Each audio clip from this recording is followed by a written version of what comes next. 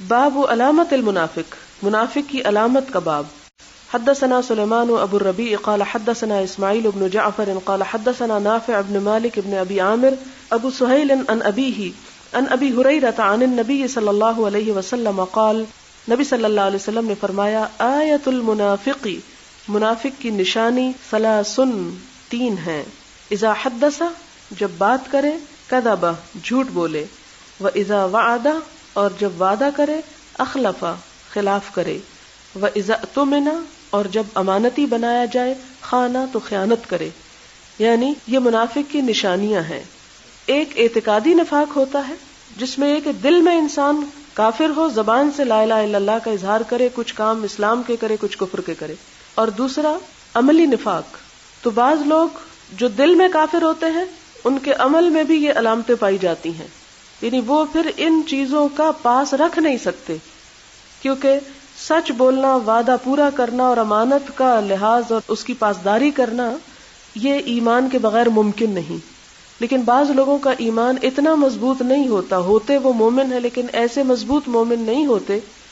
کہ ان کے ایمان سے ان اعمال کی بھی مضبوطی آئے، اس لیے وہ عملی نفاق کا شکار ہو جاتے ہیں۔ لیکن عملی نفاق سے لازم نہیں ہوتا کہ وہ دل میں بھی پکے منافق ہیں۔ ہمیں ان پر مثلاً اگر کسی شخص کا جھوٹ ثابت ہو جائے تو آپ کو حق نہیں کہ آپ اسے منافق کا طعنہ دیں، یہ منافقت کی علامت ہے، نشانی ہے، یعنی عملی نفاق ہے، مراد یہ ہے۔ حدثنا قبیصۃ بن عقبۃ قال حدثنا سفیان عن الاعمش عن عبد الله بن مرہ عن مسروق عن عبد الله بن عمرو ان النبی صلی اللہ علیہ وسلم قال، اربع، قولی حدیث ہے، چار باتیں، من، جو کوئی، کننا، ہوں گی، فیہ، اس میں، یعنی یہ چار باتیں، کانا، ہوگا، منافقن، منافق، خالص، خالص، پکا، ومن کانت، اور جس میں ہوگی، فیہ، اس کے اندر، خصلتن، ایک خصلت، منہن، ان خصلتوں میں سے، کانت، ہوگی، فیہ، اس میں، خصلتن، ایک خصلت یا عادت، من النفاق، نفاق میں سے، حتی یدعہا، یہاں تک کہ وہ اس کو بھی چھوڑ دے۔ وہ کیا ہے چار؟ اذا اؤتمن، جب امانتی بنایا جائے، خانہ، تو خیانت کرے، واذا حدث، اور جب بات کرے، کذب، تو جھوٹ بولے، واذا عاہد، اور جب عہد کرے، غدر، تو وعدہ خلافی کرے، واذا خاصم، اور جب لڑائی جھگڑا کرے، فجر، تو حد سے نکل جائے، یعنی نا حق کی طرف چلے، فجر، فسق و فجور، یعنی حق کو چھوڑ دینا، باطل کی طرف مائل ہو جانا۔ تو مراد یہاں بھی عملی منافق ہے،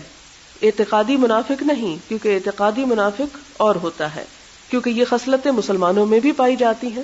تو مراد یہ ہے کہ اگر کوئی مسلمان ان برائیوں میں سے کسی برائی کا ارتکاب کرے گا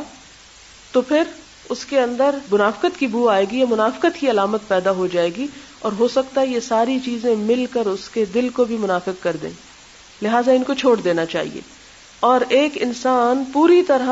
سچا مومن ہو نہیں سکتا جب تک کہ وہ ان میں سے آخری خرابی کو بھی اور آخری علامت کو بھی اپنے سے دور نہ کر دے۔